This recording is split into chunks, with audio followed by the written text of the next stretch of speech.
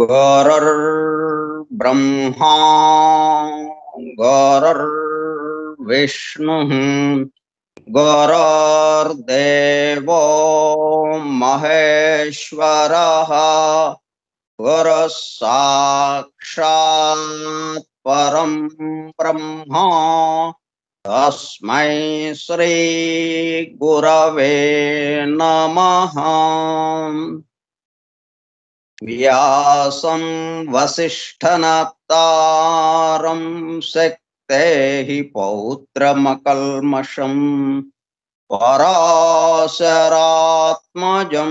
वन्दे सुकतातं तपोनिधिम् शुक्लाम्बरधरं विष्णुं शशिवर्णं चतुर्भुजं प्रसन्नवदनं ध्यायेत् सर्वविघ्नोपशान्तये। अगज आनन पद्मार्कं गजाननमहर्निशम् अनेकदं तं भक्तानां एकदन्तमुपास्महे। वक्रतुंड महाकाय कोटिसूर्यसमप्रभा निर्विघ्नं कुरु मे देवा सर्वकार्येषु सर्वदा। सरस्वती नमस्तुभ्यं वरदे कामरूपिणी वेद्यारंभं करिष्यामि सिद्धिर्भवतु मे सदा।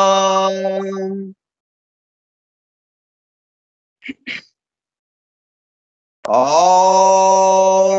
भूर्भुवः स्वः ॐ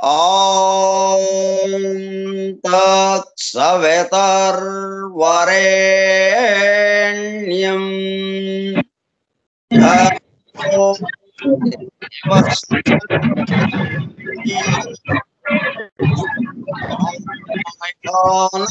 प्रचोदयात्।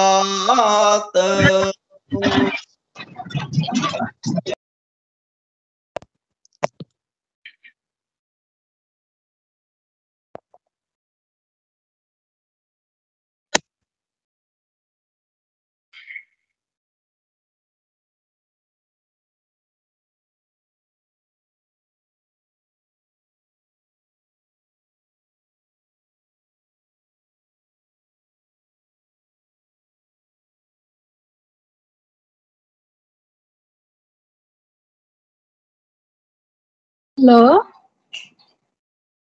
వాసుదేవ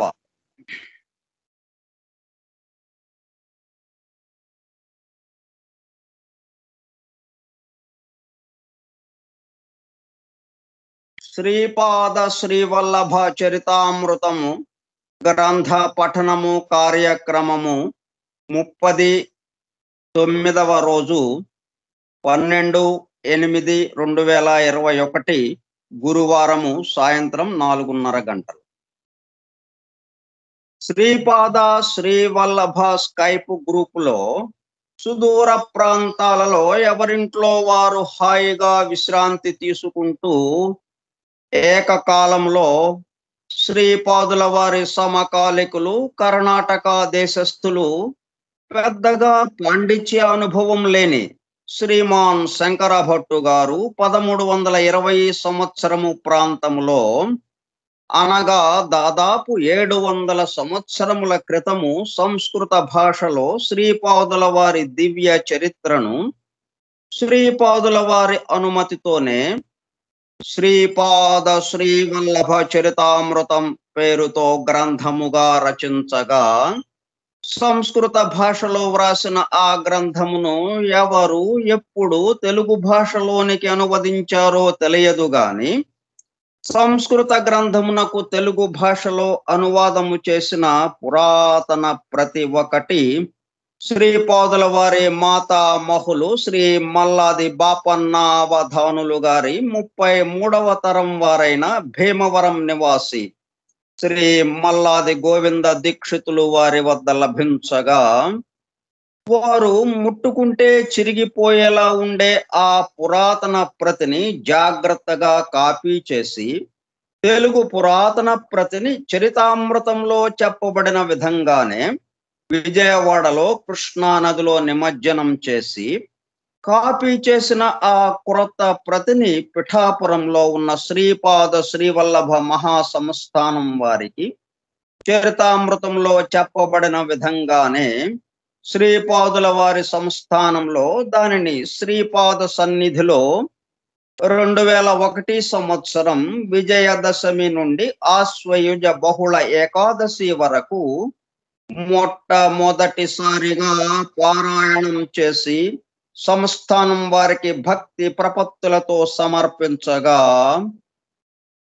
ఆ సంస్థానము వారు కొన్ని వేల ప్రతులను ముద్రించి దత్త భక్తులకు అందుబాటులోనికి తెచ్చిన ఆ పరమాద్భుత దివ్య గ్రంథమును ప్రస్తుతం మన బృందము ద్వారా జరుపబడుచున్న గ్రంథ పఠనము కార్యక్రమంలో పఠిస్తుండగా, మన హృదయ గుహలలో ప్రతిధ్వనిస్తున్న దానిని మన హృదయ గుహలలోనికి చేరి అత్యంత శ్రద్ధాభక్తులతో వినుచు తన్మయత్వముతో లీనమవుచున్న దత్త భక్తులైన ప్రియ సోదర శ్రోతలందరకు నమస్కారము.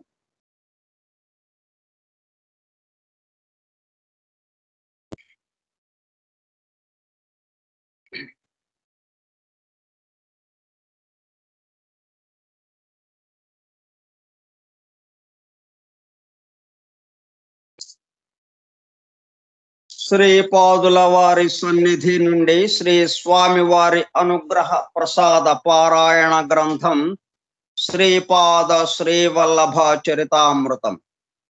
శ్రీపాద శ్రీవల్లభ మహాసంస్థానం, వేణుగోపాల స్వామి గుడి వీధి, పిఠాపురం. ఓం సర్వ జగద్రక్షాయ గురుదత్తాత్రేయ శ్రీపాద శ్రీవల్లభ పరబ్రహ్మణే నమః. ఓం సర్వ జగద్రక్షాయ గురుదత్తాత్రేయ శ్రీపాద శ్రీవల్లభ పరబ్రహ్మణే నమః. మూల సంస్కృత గ్రంథ రచయిత శ్రీమాన్ శంకర భట్టు గారు కర్ణాటక దేశస్థులు, శ్రీపాదుల వారి సమకాలికులు. తెలుగు ప్రతిని సంస్థానమునకు సమర్పించిన వారు శ్రీ మల్లాది గోవింద దీక్షితులు గారు, భీమవరం.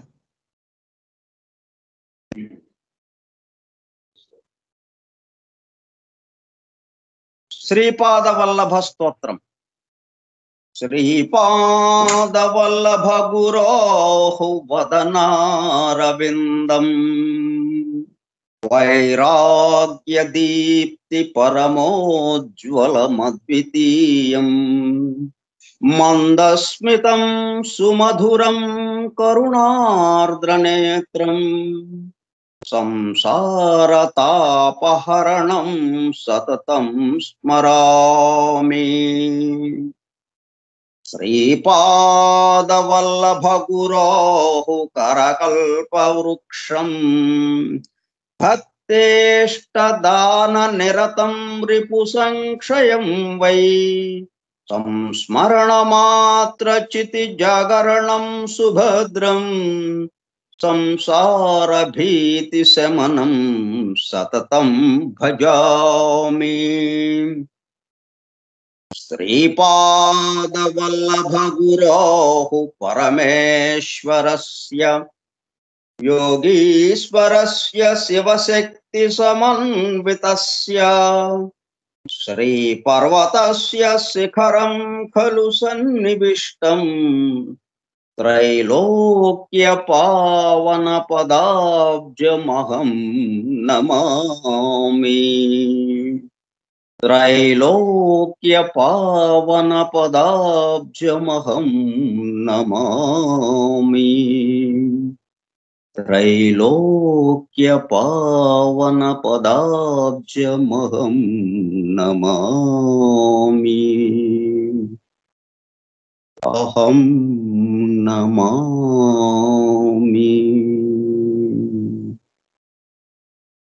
దిగంబరా దిగంబరా శ్రీపాదవల్లభ దిగంబరా దిగంబరా దిగంబరా శ్రీపాదవల్లభ దిగంబరా దిగంబరా దిగంబరా శ్రీపాదవల్లభ దిగంబరా దిగంబరా దిగంబరా శ్రీపాదవల్లభ దిగంబరా దిగంబరా దిగంబరా శ్రీపాదవల్లభ దిగంబరా శ్రీపాదవల్లభ దిగంబరా.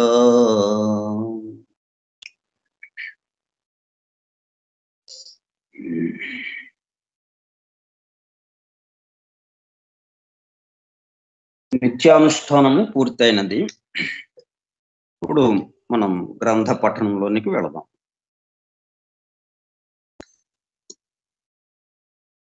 ఇది 10వ వారంలోకి వచ్చాం.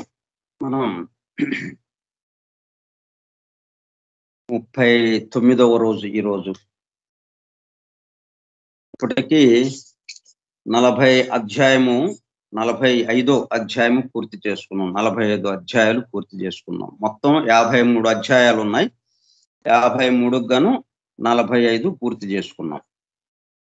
మిగతాది ఇవాళ రేపు చూద్దాం. అధ్యాయము 46 ధనగుప్తుల వారింటికి వెళ్ళుట. శ్రీపాదుకులపై మంత్రాక్షతలు వృద్ధి చెందుట, పాదుకలను భాస్కర పండితులకు వసంగుట. మేము భాస్కర పండితుల నుంచి సెలవు తీసుకుని బయలుదేరుటకు సిద్ధమగుచుంటిమి.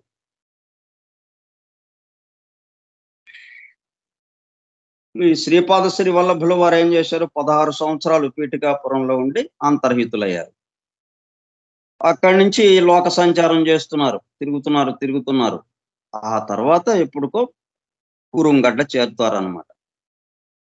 ఈ మధ్యకాలంలో జరిగిందంతా మనం నిన్నటి వరకు తెలుసుకున్నాం. ఈ లోక సంచారం ఎక్కడెక్కడ చేశారు, ఆయన యొక్క ఉపదేశాలు అవన్నీ కూడా నిన్న తెలుసుకున్నాం. ఇవాళ మేము భాస్కర పండితుల నుంచి సెలవు తీసుకుని బయలుదేరుటకు సిద్ధమగుచుంటాము. భాస్కర పండితులు కొంచెం సేపు ధ్యానస్థులైరి. శ్రీపాదుల వారి పాదుకలను భాస్కర పండితులకు అప్పగించితమి కదా, వారు పూజాగృహమున ఉంచి ఉన్నారు కదా. ఆ పాదుకలపై మంత్రాక్షతలు వృద్ధి పొందసాగాను. ఇదేమి వింతయని మేము ఆశ్చర్యపోయితిమి. భాస్కర పండితులు, అయ్యలారా, శ్రీపాదుల వారి లీలలు అగమ్య గోచరం. శ్రీ పద్మావతి అమ్మవారి జన్మ నక్షత్రము మృగశిర, శ్రీ వెంకటేశ్వరుని జన్మ నక్షత్రము శ్రవణము, ఉత్తర ఫల్గుని నక్షత్రము అమ్మవారికి మిత్రతార అయినది. వెంకటేశ్వర స్వామికి పరమ మిత్రతార అయినది. అందుచేత వారి దివ్య కళ్యాణము ఉత్తర ఫల్గుని నక్షత్రము. నాయనలారా, నేడు కూడా ఉత్తర ఫల్గుని నక్షత్రము. ఆ దివ్య నక్షత్రము నాడు శ్రీపాద శ్రీవల్లభుల పాదుకలపై మంత్రాక్షతలుండుట తాము సాక్షాత్తు పద్మావతి వెంకటేశ్వర స్వామి స్వరూపమే అని తెలియజేయుటకు వారిట్లు చేసిరి. అందుచేత కొన్ని మంత్రాక్షతలను మీ వద్ద నుంచుకొనుడు మీకు శుభమగుగాక. శ్రీచరణుల కృపా విశేషము మీపై సర్వదా ఉండుగాక అని వారిని దీవించిరి. శంకర భట్టు మరియు ధర్మగుప్తులు దేశ పర్యటనలో దర్శించిన వివిధ క్షేత్రములు. ఎంతటి మహద్భాగ్యము! మా యొక్క ప్రతి కదలికను, ప్రతి ఆలోచనను, ప్రతి చర్యను వారు గమనించుచున్నట్లు తోచినది. మేము కొంత దూరము ఎడ్ల బండ్లపై ప్రయాణము చేసితిమి. ఆ ఎడ్ల బండి ఒక పెళ్లి వారిది. ఆపై వైశ్య ప్రముఖుల గుర్రపు బండిపై ప్రయాణము చేసితిమి. వారు కొండవీడునకు వెళ్ళుచుండిరి. వైశ్య ప్రముఖుడైన ధనగుప్తుల వారు ఇట్లు చెప్పసాగిరి: నాయనలారా, నేడు మాకెంతయో శుభదినము. మీరు ఎడ్ల బండిపై ప్రయాణము చేయు పెండ్లి వారికి శ్రీపాదుల వారి మంత్రాక్షతలనిచ్చిరు. ఆ తదుపరి మాకిచ్చినారు. నేను ఎప్పుడో ఒక పర్యాయము పీఠికాపురమునకు వ్యాపారము నిమిత్తము పోయి ఉంటిని. అచ్చట శ్రీపాదుల వారి దర్శనము పైండ వెంకటప్పయ్య శ్రేష్ఠి గారింట జరిగినది. అప్పుడు శ్రీపాదుల వారు ప్రేమతో, నీ కుమారుని వివాహ సందర్భమున నేను నా ఆశీస్సులతో మంత్రాక్షతలను ఇచ్చేదను. నీకు ఎవరి ద్వారానైతే మంత్రాక్షతలు అందజేయబడునో ఆ భేద బ్రాహ్మణునకు 11 వరహాలు దక్షిణగా నిమ్ము. అతనితో ఒక వైశ్య ప్రముఖుడు కూడా వచ్చును. అతని కుమారునికి నీ కుమార్తెనిచ్చి వివాహము చేసేదనని వాగ్దానము చేసి 100 వరహాలనిచ్చి కొండవీడునందు నిశ్చయ తాంబూలములను జరిపించుకొనుము అని నాతో చెప్పి ఉన్నారు. ధర్మగుప్తుల వారి వద్ద గాని నా వద్ద గాని రొక్కమేమియునూ లేదు. మేము కొండవీడు చేరితిమి. కొండవీడునందు ధనగుప్తుల వారి కుమారుని వివాహము వైభవముగా జరిగినది. నాకు 11 వరహాలు ధనగుప్తుల వారు సంగిరి.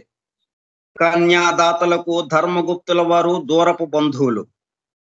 ధర్మగుప్తుల వారి కుటుంబమును వివాహమునకు ఆహ్వానింపబడెను.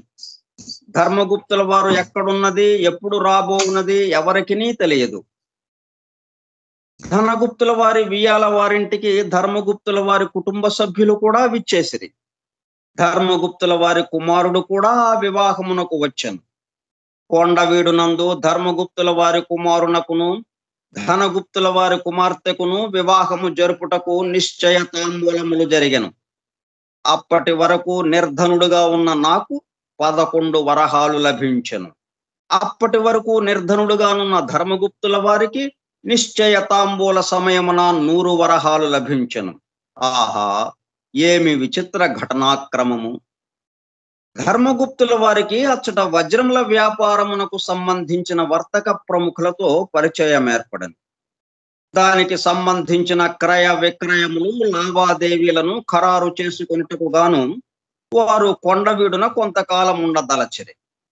కొండవీడు ప్రాంతమున దత్త ప్రభువులు ప్రచ్ఛన్నముగా తిరుగుచుండెదరని ప్రతీతి. అచ్చట లంబికా యోగులు, శివయోగులు, స్వర్ణ విద్య తెలిసిన వారు కూడా కలరట. నన్ను మాత్రము గుర్రపు బండిలో విజయవాటికకు చేర్చుటకు నిర్ణయింపబడినది. నేను విజయవాటికకు చేరుకుంటుని. విజయవాడ, ప్రస్తుతం విజయవాడది. ధనగుప్తుల వారి బంధువుల ఇంట నాకు బస ఏర్పాటు చేయబడినది. ఈ మహాక్షేత్రమందు కృష్ణా నది కలదు. శ్రీ కనకదుర్గా మల్లేశ్వర స్వామి ఆలయము కలదు. కృష్ణలో స్నానము చేసి ఆలయమును దర్శించితిని. అమ్మవారి ఆలయమున వృద్ధ సన్యాసి ఒకడు నాకు తారసపడి. అతడు ఎన్నియో దినముల నుండి పీఠికాపురమునకు వచ్చి శ్రీపాదుల వారి దర్శనము చేసుకొనుటకు తహతహలాడుచుండెను. మేమిద్దరమును విజయవాడ నుండి బయలుదేరి కొన్ని దినములు ప్రయాణము చేసిన తదుపరి రాజమహేంద్రవరమును చేరితము. అచ్చట గోదావరి నదిలో స్నానమాచరించితిమి. మార్కండేశ్వరుని, కోటిలింగేశ్వరుని దర్శించితిమి. మా ప్రయాణము చాలా సుఖప్రదముగా సాగుచుండెను. నాతోనున్న వృద్ధ సన్యాసితో ఇట్లు చెప్పితిని, మనము పీఠికాపురమునకు కొద్ది రోజులలోనే చేరుకునగలము. అచ్చట శ్రీపాదుల వారు అవతరించిన గృహమును దర్శింపగలము. వెంకటప్పయ్య శ్రేష్ఠి గారిని, నరసింహవర్మ గారిని కలుసుకునేదము. పాపనార్యుల ఆశీస్సుల నందగలము. జననీ జనకులైన సుమతీ మహారాణిని, అప్పలరాజు శర్మను కలుసుకోగలము. మనకు మహద్భాగ్య కాలము సమీపించినది. శుభ పరంపరలు జరుగు శుభవేళ ఇది. ఆ తరువాత మనము పీఠికాపురము నుండి కురుంగడ్డకు పోయి శ్రీపాద శ్రీవల్లభుల వారిని దర్శించదాం. సన్యాసి మహదానందముతో నుండెను. మార్గ మధ్యమందున్న దేవాలయములను దర్శించుచుంటిమి. కోలది దినములలో మేము పీఠికాపురమునకు చేరుకుంటిమి. శ్రీ బాపనార్యుల ఎంట మాకు భోజనమును వసతియు ఏర్పాటు చేయబడెను. శ్రీపాదుల వారి బాల్య లీలలను ఎన్నియో వింటిమి. పీఠికాపుర బ్రాహ్మణ్యము కూడా శ్రీపాదుల వారి తత్వమును కొద్ది కొద్దిగా అర్థము చేసుకొనుచున్నదని తెలుసుకుంటిమి. శ్రీవారి లీలలను నేను ఎన్నని వర్ణించగలను? అన్ని లీలలను వర్ణించుటకు 1000 నాల్కలు కలిగిన ఆదిశేషునికే తరము కాదు. స్థాళీ పులాక న్యాయముగా ఏవో కొన్ని లీలలను నేను గ్రంథస్థము చేయుచుంటిని. శ్రీపాదుల ఆశ్రిత బంధువులు కురుంగడ్డ ప్రయాణము.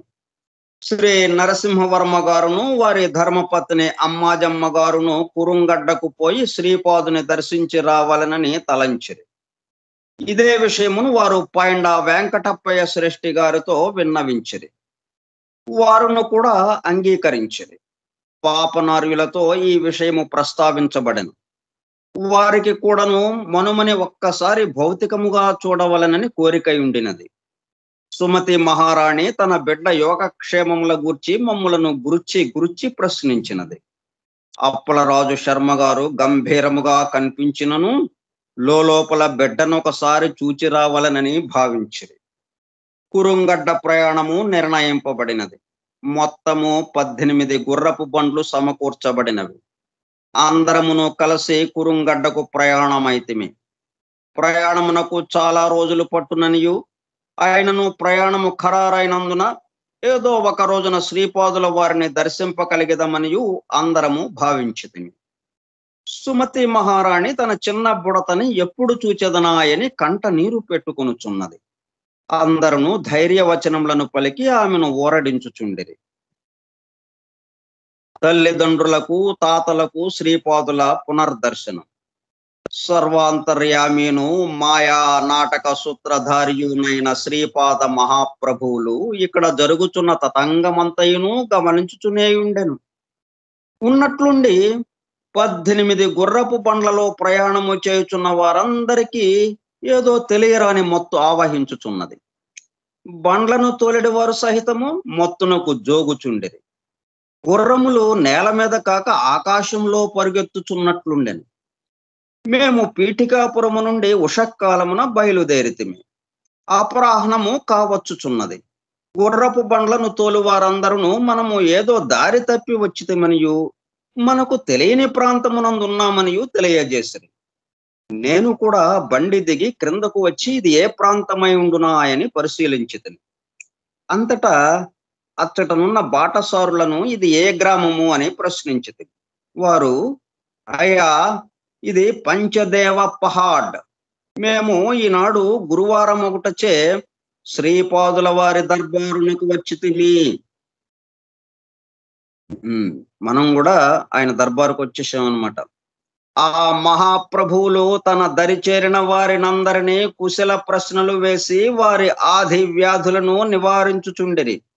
వచ్చిన వారందరికీ సమృద్ధి అయిన భోజనము పెట్టబడుచున్నది. ఇది కళా నిజమా అని మేము భ్రాంతికి లోనైతిమి. అందరమును శ్రీపాదుల వారి దర్బారులో ప్రవేశించితిమి. ఇంత తక్కువ వ్యవధిలో పంచదేవ పహాడ్లు చేరుట ఎట్లు సంభవమో మాకు ఎంత ఆలోచించినను అర్థము కాలేదు. ఇది కల కాదు, నిజమే అని నిర్ధారణ అయ్యాను. శ్రీపాదుల వారిని కన్న తల్లి సుమతి మహారాణి కౌగలించుకుని ఏడ్చినది. శ్రీపాదులు ఇట్లంటిది: అమ్మా, నిర్గుణమై నిరాకారమై ఉన్న పరతత్వమును బిడ్డగా కన్న మహాభాగ్యశాలినివి నీవు. అనసూయ మాతతో సమానమైన పతివ్రత శిరోమణివి. నీవు కంట తడిపెట్టిన ఆ భూమిలో పంటలు పండునా అని ప్రశ్నించి కన్న తల్లి కంటి బాష్పములను తమ దివ్య హస్తములతో తుడిచిరి. శ్రీపాద శ్రీవల్లభులకు జయము జయము.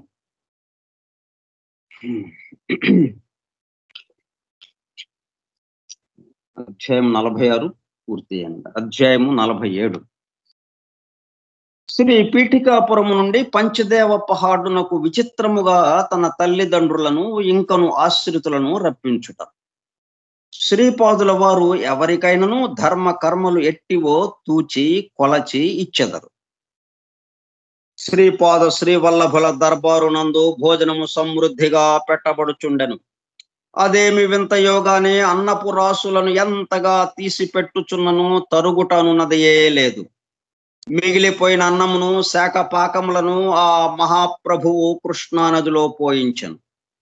జలచరములకు కూడా శ్రీపాదుల వారి ప్రసాదము అందజేయబడినది. శ్రీపాదుల వారు బాపనార్యులతో ఇట్లనిరి: తాత, శ్రీశైలమునందు సూర్య మండలము నుండి శక్తిపాతమును గావించితివి. నన్ను అవతరింపవలసినదని ఎంతో ఆర్తితో భరద్వాజుని ఆధ్వర్యమున త్రేతాయుగమునందు పీఠికాపురమున సవితృకాఠక చయనము మహర్షులందరూ చేసిరి.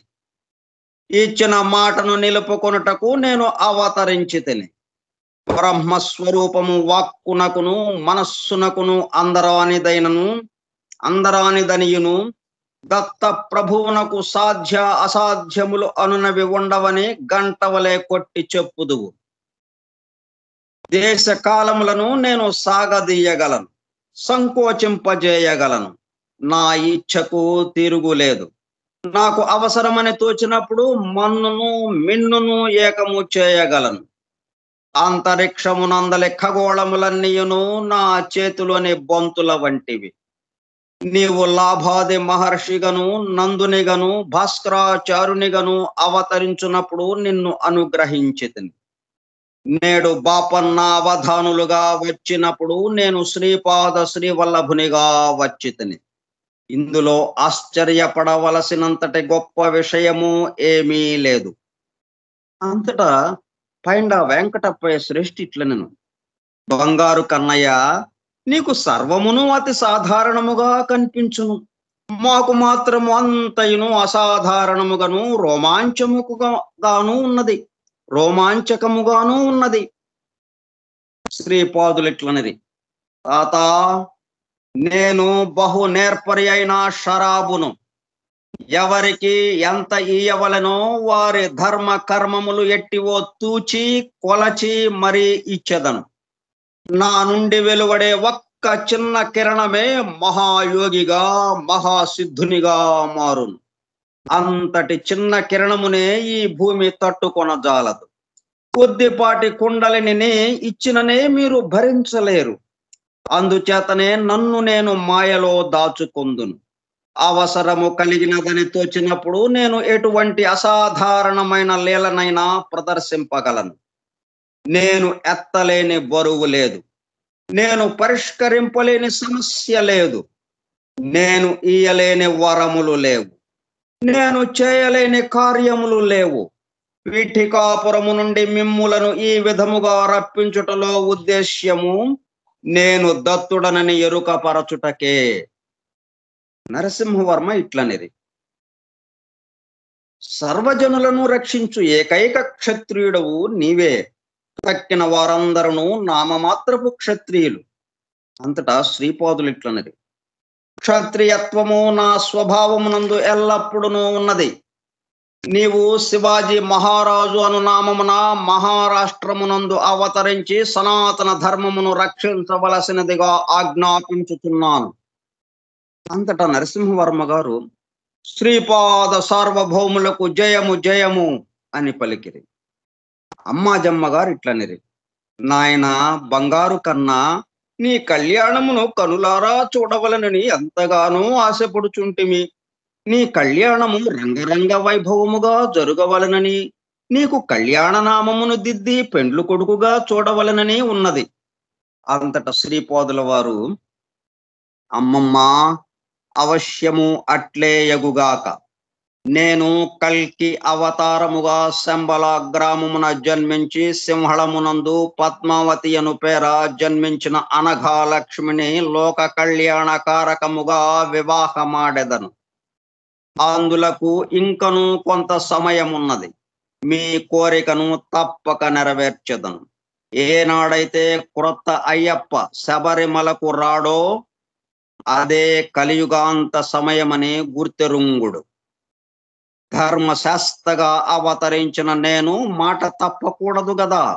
కొంత సమయము వరకు మీరు వేచి ఉండక తప్పదు అనిరి. మాయా నాటక సూత్రధారి లీలా వినోదం. వెంకట సుబ్బమాంబ గారు, కన్నయ్య నీవు పాలు పెరుగు మేగడ వెన్న సేవించి చాలా రోజులైనది. నా చేతులతో తినిపించవలనని కోరికగా ఉన్నది అనిరి. అంతట శ్రీపాదుల వారు, అమ్మమ్మ అవశ్యము తినిపింపుము.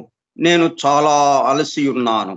మీరు బయలుదేరినప్పుడు పాలు పెరుగు మేగడ వెన్న తెచ్చుచున్నారని తెలియను. అనేక రోజుల ప్రయాణంలో అవి చెడిపోవా? మీ యొక్క వాత్సల్య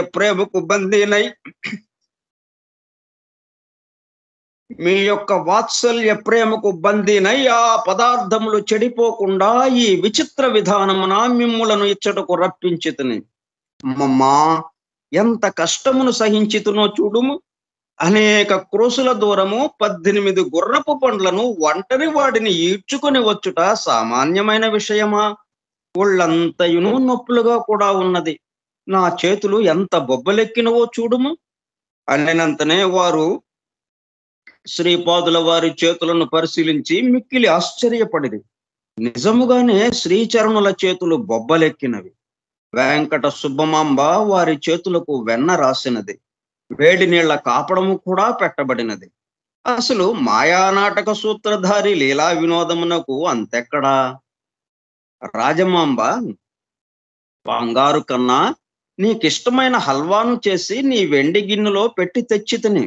దగ్గరకు రా నాయనా, నా చేతులతో కాస్త తినిపించెదను అని పలుకగా శ్రీపాదుల వారికి వారి అమ్మమ్మలు ముగ్గురును కలిసి ఆ హల్వాను తినిపించిరి.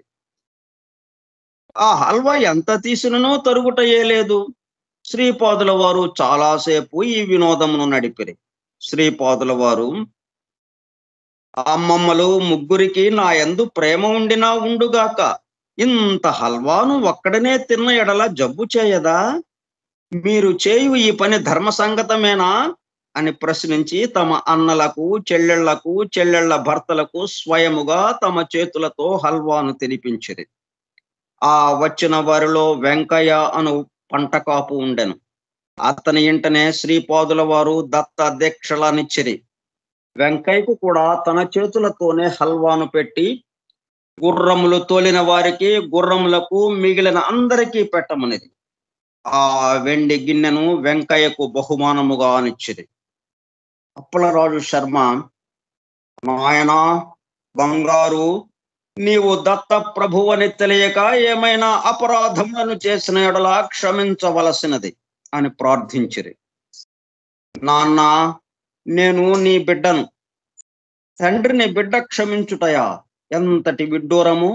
మీరు బిడ్డనైన నా మీద వాత్సల్యామృతమును కురిపింపవలను, సదా నా అభ్యుదయమును కాంక్షింపవలను అని పలికిరి. వెంకావధానులు గారును ఆయన ధర్మపత్నియు కన్నీరు మున్నీరుగా ఏడ్చుచుండిరి. అంతటా శ్రీపాదులిట్లనిరి, మామయ్య, మన బంధము శాశ్వతమైనది. నేను మీకు మాత్రమే మేనల్లుడను కాను. మీ వంశంలో జన్మించిన ప్రతి వ్యక్తియు నన్ను మేనలునిగా భావించవచ్చు. నేను దివ్య లీలలతో మిమ్ము అలరించదను. కల్కి అవతార సమయమునందు పద్మావతి దేవిని కుమార్తెగా భావించి మీ ముచ్చటలన్నీయును తీర్చుకొనవచ్చును. సుమతి మహారాణికి దుఃఖము పెళ్ళుబికెను. కళ్యాణ నామమును దిద్ది పెండ్లి కుమారునిగా చూచుకొనవలనన్న కోరిక ఆమెకు తీరకపోగా తన కన్న బిడ్డ యతీశ్వరుడై విరాగిగా కనిపించుట ఆమెకు దుస్సహమాయను. అంతట శ్రీపాదుల వారు కన్న తల్లి దరిచేరి,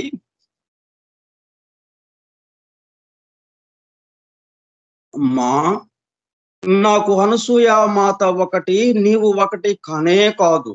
మీ కోరికలను కల్కి అవతారమున తప్పక తీర్చేదను అని అభయమిచ్చిరు. అమ్మా, నీ గర్భవాసమున జన్మించుట చేతనే నేను ఇంత గొప్పవాడినైతిని.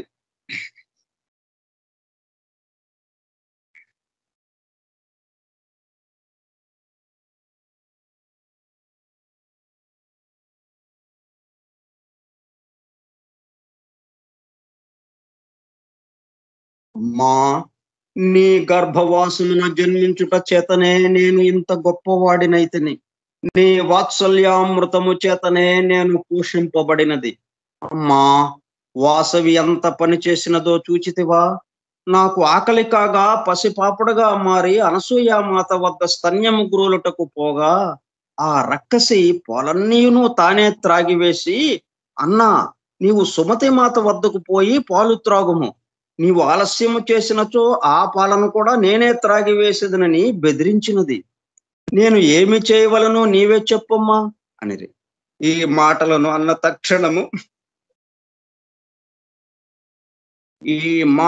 అన్న తక్షణము శ్రీపాదుల వారు పసిపాపడుగా మారిపోయిరి.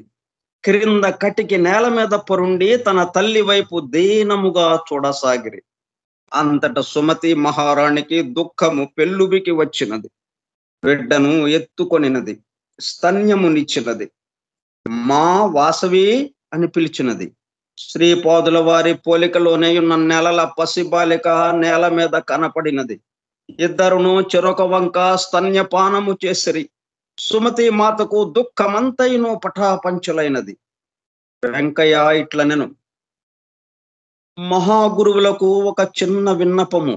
ఇంతటి దివ్యలీల నడిచిన ఈ దర్బారు ప్రదేశము, దీనిని ఆనుకుని ఉన్న విశాల భూభాగము విశ్వవిఖ్యాతమవ్వవలెను. శ్రీపాదులిట్లనెరు, భవిష్యత్తు కాలమున నా దర్బారు పక్కా భవనముగా నిర్మింపబడును.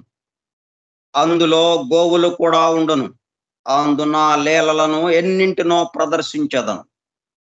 ఇది నా కళ్ళారా చూసిన అనుభవం. ఇందు నేను వ్రాసినది అక్షర సత్యము.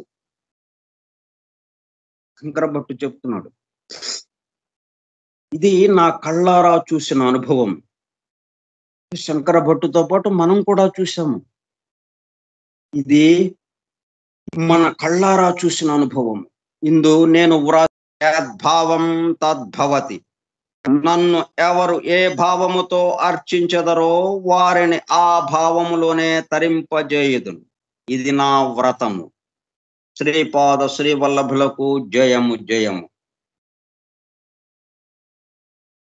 అధ్యాయం 47 పూర్తయింది. 48.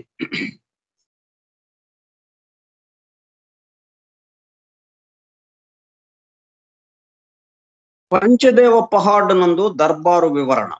శ్రీపాదుల వారు స్త్రీ పురుషులను సంబోధించు విధానం.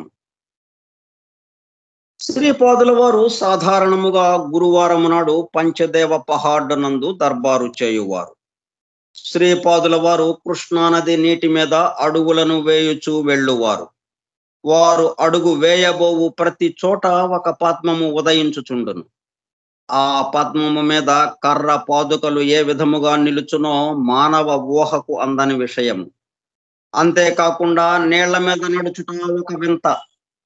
కొంతకాలం ఇది చూపరులకు వింతగా నుండెను. తదుపరి అది సాధారణ లీలగా పరిగణింపబడింది.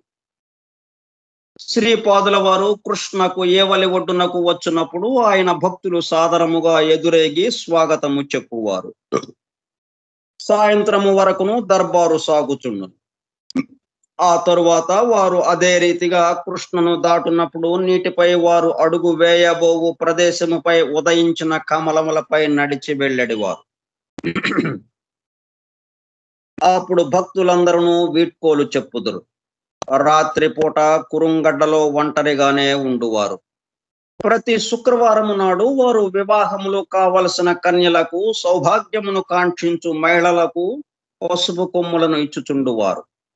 తనకంటే పెద్దవారైన మహిళలను అమ్మా, సుమతి అనియు, ఒక్కొక్కసారి అమ్మా అనసూయమ్మ తల్లి అనియు సంబోధించెడివారు. తనకంటే చిన్నవాళ్లైన స్త్రీలను వారు సాదరముగా అమ్మా వాసవి అని గాని, అమ్మా శ్రీ విద్యాధర అని గాని, అమ్మా రాధ అని గాని, అమ్మా సురేఖ అని గాని పిలుచుచుందురు. తనకు తండ్రి వయసులో ఉన్న వారిని అయ్యా అని గాని, నాయనా అని గాని సంబోధించుదురు. వయసులో చిన్నవాళ్లైన మగపిల్లలను ఒరే అబ్బి అని గాని, బంగారు అని గాని పిలుచువారు. తనకు తాత వయస్సులో ఉన్న వారిని తాత అని పిలుచువారు. స్త్రీలైతే వారిని ఆప్యాయంగా అమ్మమ్మ అని పిలుచువారు. శ్రీపాదుల వారి నిత్య కార్యక్రమములు మరియు దర్బారు.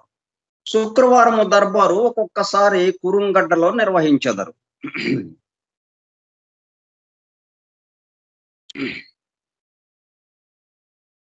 అదే విధముగా గురువారం దర్బారు కురుంగడ్డలో గాని, పంచదేవ పహాడ్లో గాని నిర్వహించెదరు. అది వారి ఇష్టమును బట్టి ఉండును. ఆదివారం నాడు దర్బారు చేయునప్పుడు అత్యంత గహనమైన యోగ విద్యను గురించి ఉపన్యసించెదరు. ఆ తరువాత వచ్చిన వారి యోగక్షేమములను విచారించువారు. వారి యొక్క బాధలను ఓపికతో విని అభయదానము చేయువారు. సోమవారం నాటి దర్బారులో పురాణ గాథల గురించి చెప్పువారు. తదుపరి వచ్చిన భక్తుల యోగక్షేమములను విచారించువారు. మంగళవారం నాటి దర్బారులో ఉపనిషత్తుల గురించి బోధించువారు. తదుపరి భక్తుల యొక్క వ్యక్తిగత సమస్యలను గురించి విని వారికి పరిష్కార మార్గములను సూచించుట, అదే విధముగా అభయప్రదానము చేయుట జరుగుచుండేది. బుధవారము నాటి దర్బారులో వేదములను, వేదార్థములను గురించి వివరించువారు. అనంతరము భక్తుల వ్యతలను ఎంతో ఓపికతో విని అభయమునిచ్చువారు. గురువారం నాటి దర్బారులో గురుతత్వమును గురించి వివరించువారు. ఈ దర్బారులోను భక్తుల ఆది వ్యాధులను నివారించుట, అభయ ప్రదానము ఉండేది. అయితే ఆ రోజున ప్రత్యేకముగా వంట చేయించి అందరికీ భోజనమును పెట్టువారు. వారికి ఒక్కొక్కప్పుడు తన భక్తులపై ప్రేమ పొంగినప్పుడు తామే స్వయముగా భోజనము వడ్డించువారు. కొంతమంది అదృష్టవంతులకు స్వయముగా అన్నమును తినిపించేవారు. కొంతమంది అదృష్టవంతులకు స్వయముగా అన్నమును తినిపించేవారు. మరికొందరికి మొహమాటం ఎక్కువగా ఉన్న వారికి నోట్లో అన్నమును కుర్కి తినిపించేవారు. తన యొక్క ఖజానా ఎల్లప్పుడూ నిండి అయ్యుండుననియు, ధనాభావము గాని అన్నాభావము గాని ఉండేది ప్రసక్తియే లేదని చెప్పువారు. శుక్రవారం నాటి దర్బారులో శ్రీ విద్యను గురించి బోధించెడివారు. విధిగా పసుపు కొమ్ములను పంచెడివారు. శనివారం నాటి దర్బారులో శివారాధన మహాత్మ్యమును గురించి బోధించువారు. శ్రీపాదుల వారి దర్బారు చూచిన వారు ధన్యులు. భక్తులు శాఖపాకములను, జొన్నలు, రాగులు, వరి మొదలుగునవి తెచ్చువారు. ప్రతి రోజును అన్న సంతర్పణలు ఉండును. అయితే గురువారం నాడు మాత్రము ప్రత్యేకముగా వంట చేయబడును. ఆ రోజున ఏదో ఒక తీపి పదార్థమును చేయించి భక్తులకు పంచువారు. శ్రీపాదుల వారి హృదయము మహాకోమలము. బాధ సర్పదష్టులెవరైనా దర్బారునకు వచ్చినచో బాధ నివారణమై ఆనందముతో తిరిగి వెళ్ళువారు. శ్రీ దత్త పురాణమును చదివిన ఎడల తప్పక అనుగ్రహముండునని చెప్పువారు. శ్రీపాదుల వారిది కోటి తల్లుల ప్రేమ. రాత్రి వేళ ఎవ్వరిని కురుంగడ్డలో ఉండనిచ్చిడేవారు కాదు. అయితే నాతో వచ్చిన వృద్ధ సన్యాసిని కొంతకాలం ఉండనిచ్చిది. నన్ను రాత్రిపూట కురుంగడ్డలో ఉండి పొమ్మనడివారు. వృద్ధ సన్యాసిని కాశీకి పోయి జీవించమనియు, అక్కడనే దేహమును చాలించమనియు చెప్పిరి. వంట పాత్రలను తోముట, భోజనమును తయారు చేయుట, వచ్చిన భక్తులకు అసౌకర్యము లేకుండా చేయుట నా విధి. దర్బారునకు ఏ వేళ యందు వచ్చినను అన్నము పెట్టవలెను. ఒకవేళ భోజనము అయినదని చెప్పిన వారిని కూడాను ఇచ్చట దొరుకునది ప్రసాదము కనుక విధిగా భోజనము చేయవలసినదని శాసించెడివారు. వండిన అన్నము తక్కువగా ఉన్నదనియు, ఆగంతుకులు ఎక్కువ మంది ఉన్నారనియు నేను చెప్పిన ఎడల తమ కమండలోదకమును భోజన పదార్థములపై జల్లెడివారు. ఆయా భోజన పదార్థములు అక్షయమయ్యడివి. ఈ విధముగా అనేక పర్యాయములు జరిగినది. రాత్రి వేళలయందు దేవతలు కురుంగడ్డకు వివిధ విమానములలో వచ్చి మహాగురువులను సేవించెడివారు. వారి ఆశీర్వచనములను పొంది వెళ్ళెడివారు. ఒక్కొక్క పర్యాయము హిమాలయముల నుండి కొంతమంది యోగులు వచ్చుచుండెడివారు. వారు కూడాను నీటి మీద నడిచి మాత్రమే వచ్చెడివారు. వారి దేహములు కాంతిమయములుగా నుండెడివి. వారికి శ్రీపాదుల వారే స్వయముగా భోజనము పెట్టెడివారు. శ్రీపాదుల వారి భోజనము గుప్పెడు మెతుకులు మాత్రమే. వరి అన్నమైనను సరే, జొన్న అన్నమైనను సరే, లేదా రాగి సంకటి అయినను సరే, తన భక్తులు కడుపు నిండుగా భోజనము చేసిన ఎడల తనకు ఎంతో సంతృప్తిగా నుండునని చెప్పెడివారు. రవిదాసు అను రజకునకు శ్రీచరణుల బట్టలను ఉతికెడు మహాభాగ్యము కలిగినది. తన దర్శనమును చేసుకున్న తదుపరి కూడాను చెడ్డ ప్రవృత్తులను మానని వారికి విచిత్ర కష్టములు వచ్చెడివి. తిరిగి వాటి నివారణ కొరకు శ్రీచరణులనే ఆశ్రయించవలసి వచ్చెడిది. చనిపోయిన పెద్దలకు విధిగా శ్రాద్ధములను పెట్టి తీరవలననియు చెప్పెడివారు. అష్టాదశ వర్ణముల వారును తనకు బిడ్డల వంటి వారనియును, ఎవరి అందునను తనకు పక్షపాత బుద్ధి లేదనియు, వారు అనుసరించే ధర్మ కర్మములను బట్టి తాను ఫలితమునిచ్చేదననియు చెప్పువారు. ఈనాడు దొరికిన మహదవకాశము తిరిగి తిరిగి లభించేది కాదనియు, వచ్చే అవతారంలో కొంత కఠినముగా ప్రవర్తించదననియు చెప్పెడివారు. ఎన్నో జన్మల పుణ్య ఫలము వలన తన దర్శనము లభించుననియు, అంది వచ్చిన సదవకాశమును పూర్తిగా వాడుకోవలయుననియు, లేకపోయినా అనేక జన్మముల తరువాత సద్గురు దర్శనము కలుగుననియు చెప్పువారు. ఈ విశాల ప్రపంచమునందంతటను ఏ యుగములోనైనను 1,25,000 మంది సిద్ధ పురుషులుందురనియు, వారందరూ తన అంశలే అనియు, అందులో ఎవరిని ఆశ్రయించినను తన అనుగ్రహమే వారి ద్వారా ప్రసరించుననియు చెప్పుదురు. ఈ సృష్టికంతయును వారే ఆధారమనియు, తన సంకల్ప మాత్రము చేతనే అది సృష్టి స్థితి లయములకు చెందుననియు చెప్పుదురు. నీ గురువుకు నీవు నమస్కారము చేసిన ఎడల అతడు తన గురువునకు నమస్కారము చేయును. ఈ ప్రకారముగా మనము ఏ గురువునకు నమస్కరించినను తుదకు ఆది గురువైన తనకే చెందునని శ్రీపాదుల వారు చెప్పుదురు. దేవతలకు కోపము వచ్చిన గురువు రక్షించుననియు, గురువునకే ఆగ్రహము కలిగిన రక్షకుడు ఎవరునూ లేరనియు చెప్పువారు. తనను ఆరాధించు వారికి ఇహ పర లాభములు 2 కూడా లభించుననియు, ఈ సృష్టిలో ఎవరిని ద్వేషించవలదనియు, ఎవరిని ద్వేషించినను తుదకు అది కూడా తన వద్దకే చేరుననియు చెప్పువారు. ఈ సృష్టిలో ఎవరిని ద్వేషించవలదనియు, ఎవరిని ద్వేషించినను తుదకు అది కూడా తన వద్దకే చేరుననియు చెప్పువారు. తాను అనుగ్రహించదలచిన ఎడల యోగ్యత అయోగ్యతలను కూడా పరిశీలించననియు, అయితే తన అనుగ్రహమును పొందగలుగు సాత్విక భావములు నీ యందు ఉండవలననియు చెప్పుదురు. వారి అనుగ్రహాన్ని పొందటానికి సాత్విక భావం అవి ఉంటే చాలు. హృదయంలో భగవన్నామమును స్మరిస్తూ సదా కర్మలను ఆచరించవలెను. కురుంగడ్డ విశేష మహిమాన్విత క్షేత్రమనియు, ఇచ్చటనున్న ఈశ్వరుడు జాగృత మూర్తి అనియు, ఇచ్చటకు దేవతలు మహర్షులు మహాపురుషులు మారు వేషములతో వచ్చి జనుల కంట పడకుండా ఉందురనియు, ఇచ్చట అందరికీ ఎవరికి ఉండెడు స్థానము వారికి కలదనియు, హృదయంలో భగవన్నామమును నిలుపుకొని సదా కర్మలనాచరించవలననియు, ఆయా కర్మలు ధర్మ సమ్మతములై ఉండవలననియు చెప్పుదురు. తన దర్శనము కలిగినంతనే మహాపాపములు తొలగిపోవుననియు ఆ తరువాత మీరు పుణ్యకర్మములందు అనురక్తులైన ఎడల శుభ ఫలమును పొందుటకు వీలు కలుగునని చెప్పుదురు. శుభ ఫలములను పొందుటకు వీలు కలుగునని చెప్పుదురు. శ్రీపాదుల వారి వచనములను అనుసరించి మన జీవితములను నడుపుకొనుచు తరించదముగాక. శ్రీపాద శ్రీ వల్లభులకు జయము జయము. అధ్యాయం 48 పూర్తయింది. మిగతా 49 నుంచి 53 వరకు రేపు పూర్తి చేసుకున్నాం సంపూర్ణం. 40 రోజుల దీక్ష రేపు పూర్తవుతుంది మనకి. కాబట్టి రేపు కూడా మనకి కార్యక్రమం ఉంటుంది సాయంత్రం 4:30కు. మామూలుగా అయితే గురువారంతో పూర్తి అవ్వాలి. రేపు చిత్తా నక్షత్రం కూడా ఉంది.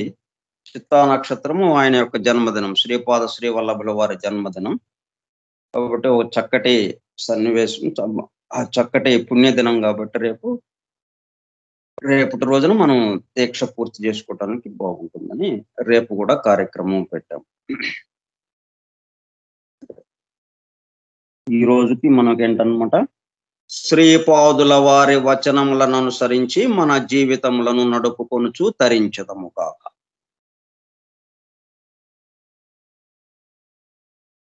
సిద్ధమంగళ స్తోత్రం గానం చేద్దాం. శ్రీ బాపనార్యుల వారు తమ మనుమని సాక్షాత్తు దత్తాత్రేయులుగా దర్శించి సిద్ధమంగళ స్తోత్రమును పఠించిరి. దత్త దర్శనము కలిగిన అనుభూతితో పలుకబడిన అక్షరములు మహాశక్తిమంతములు. ప్రతి అక్షరమునందును యుగ యుగాంతముల వరకు చైతన్యము వెలసిల్లుచుండును.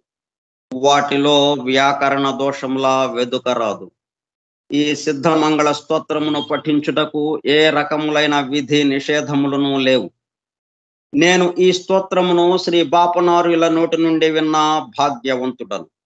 ఆ స్తోత్రము నా మదిలో మెదలుచున్నది, వినండి అని నామానందుల వారు శంకర భట్టుకు చెప్పారు. ఆయనతో పాటు మా అందరూ కూడా చెప్పి దాన్ని వినిపించారు మనకి.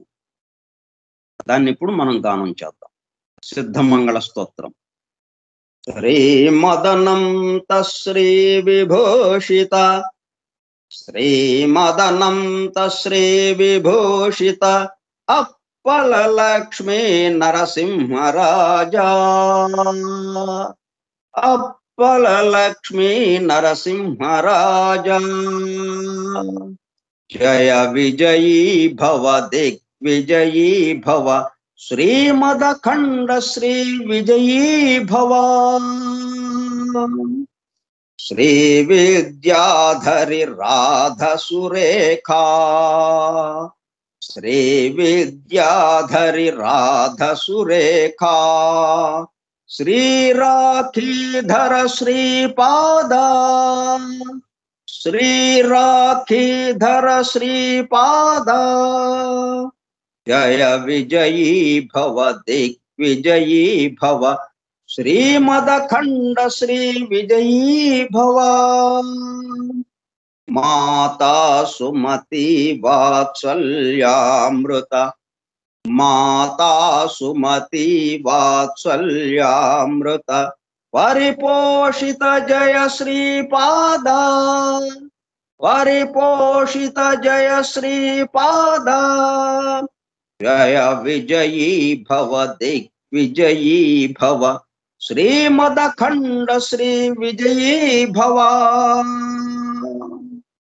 సత్య ఋషీశ్వర దుహితానందన, సత్య ఋషీశ్వర దుహితానందన పాపనార్యనుత శ్రీచరణ, పాపనార్యనుత శ్రీచరణ. జయ విజయీ భవ దిగ్విజయీ భవ, శ్రీమదఖండ శ్రీ విజయీ భవ. సవేతృకాఠక చయన, సవేతృకాఠక చయన పుణ్యఫల, సవేతృకాఠక చయన పుణ్యఫల. భరద్వాజ ఋషిగోత్ర సంభవ, భరద్వాజ ఋషిగోత్ర సంభవ జయ విజయీ భవ దిగ్విజయీ భవ శ్రీమదఖండ శ్రీ విజయీ భవ దో చౌపాతి దేవలక్ష్మీ దో చౌపాతి దేవలక్ష్మీ ఘన సంఖ్యా బోధిత శ్రీచరణ ఘన సంఖ్యా బోధిత శ్రీచరణ జయ విజయీ భవ దిగ్విజయీ భవ శ్రీమదఖండ శ్రీ విజయీ భవ పుణ్యరూపిణి రాజమాంబసుత పుణ్యరూపిణి రాజమాంబసుత గర్భపుణ్యఫల సంజాత గర్భపుణ్యఫల సంజాత జయ విజయీ భవ దిగ్విజయీ భవ శ్రీమదఖండ శ్రీ విజయీ భవ సుమతి నందన నరహరి నందన సుమతి నందన నరహరి నందన దత్తదేవ ప్రభు శ్రీపాద దత్తదేవ ప్రభు శ్రీపాద జయ విజయీ భవ దిగ్విజయీ భవ శ్రీమదఖండ శ్రీ విజయీ భవ పీఠికాపుర నిత్య విహారా పీఠికాపుర నిత్య విహారా మధుమతి దత్త మంగళ రూప మధుమతి దత్త మంగళ రూప జయ విజయీ భవ దిగ్విజయీ భవ శ్రీమదఖండ శ్రీ విజయీ భవ శ్రీమదఖండ శ్రీ విజయీ భవ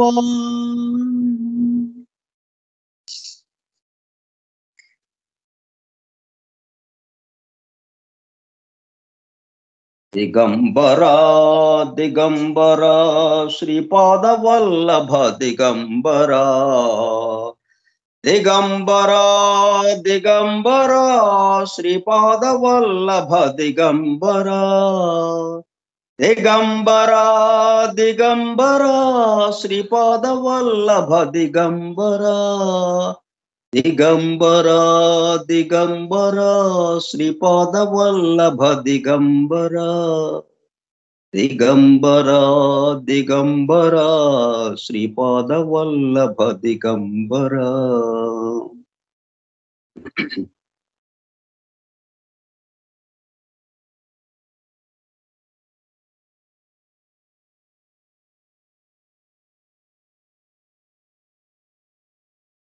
దత్త దిగంబరా దత్త దిగంబరా శ్రీపాద వల్లభ దత్త దిగంబరా దత్త దిగంబరా దత్త దిగంబరా శ్రీపాద వల్లభ దత్త దిగంబరా దత్త దిగంబరా దత్త దిగంబరా శ్రీపాద వల్లభ దత్త దిగంబరా శ్రీపాద వల్లభ దత్త దిగంబరా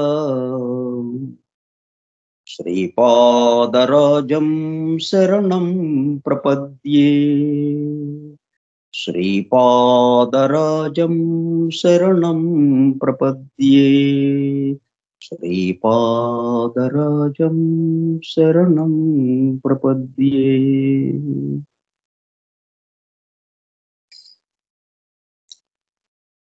మనం రైలు ఎక్కాం, రాత్రిపూట నిద్రపోయాం, తెల్లారేటప్పటికల్లా మనం చేరవలసిన ప్రదేశం వచ్చింది. అట్లాగా 4:30కి మొదలెట్టాం. శ్రీపాద శ్రీ వల్లభుల వారిలోకి వెళ్ళిపోయాం. తీసుకెళ్ళిపోయాడు ఆయన. 5:30 అయిపోయింది. మధ్యలో ఏం జరిగిందో తెలియదు మరి. ఆయన యొక్క దివ్య లీల. స్వస్తి ప్రజాభ్యః పరిపాలయంతాం న్యాయేణ మార్గేణ మహీం మహిషాః ఓ బ్రాహ్మణేభ్యః శుభమస్తు నిత్యం లోకాః సమస్తాః సుఖినో భవంతు లోకాః సమస్తాః సుఖినో భవంతు లోకాః సమస్తాః సుఖినో భవంతు. ఓం శాంతి శాంతి శాంతి.